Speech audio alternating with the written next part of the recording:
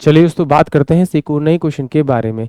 इस क्वेश्चन में एग्जामिनर ने कहा दो छात्र प्रवेश परीक्षा के लिए उपस्थित हुए, उनमें से एक दूसरे से 15 अंक अधिक प्राप्त किया और उसके अंकों के योग का 80% है। उनमें से प्रत्येक द्वारा प्राप्त किए गए अंक क्या है?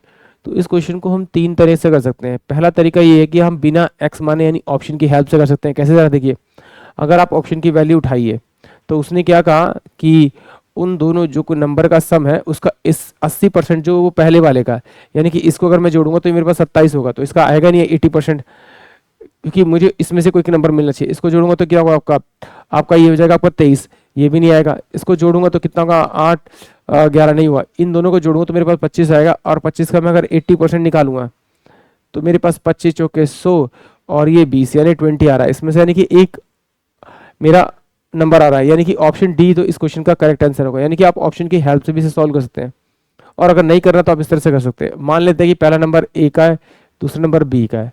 अब उसने क्या कहा कि ए ने जो बी से 15 अंक ज्यादा लिए है, और उन दोनों के अंकों का जो योग है उसका 80% किसके पास है? ए के पास है। इसका मतलब है कि अगर अगर टोटल जो था उनके पास में अगर 100 था सम इसका, तो 80 इसके पास होगा, तो इसके पास कितना बचेगा? इसके पास 20 बचेगा।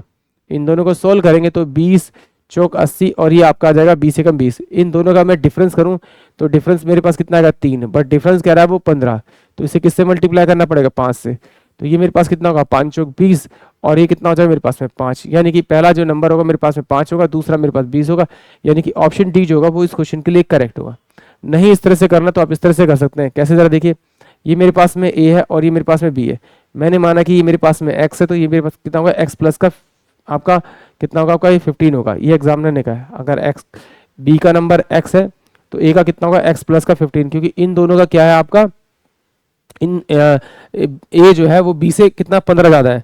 फिर एग्जामिनर ने कहा इन दोनों का सम कीजिए, यानी कि 2x प्लस का 15, और अगर इसका आप 80% निकालेंगे यानी 80/100 निकालेंगे तो ये बराबर होगा किसके? ए के पार्ट के बराबर, यानी एक्स प्लस के 15 के बराबर में एग्जामिनर ने कहा।